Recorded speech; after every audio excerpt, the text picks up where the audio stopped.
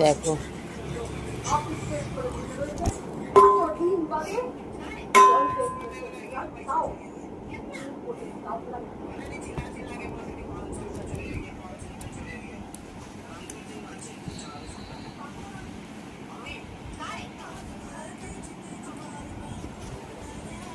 দেখো আজকে রাতের বেলা আমাদের কিন্তু হেভি হেভি খাওয়ার আছে।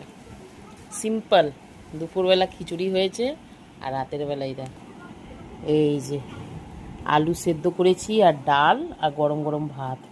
আলুটা এত গরম ছিল না, ওই জন্য নিয়ে আসলাম মাখার জন্য। পাখাটাই চলছে না, দেখছো ঘুরছে কেমন করে। এই এখন আলু পেঁয়াজ লঙ্কা আর ধনে পাতা দিয়ে আলুটা মাখছি।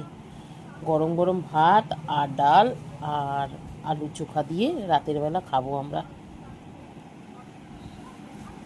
আলু চোখাটার একটা ফটো তুলি।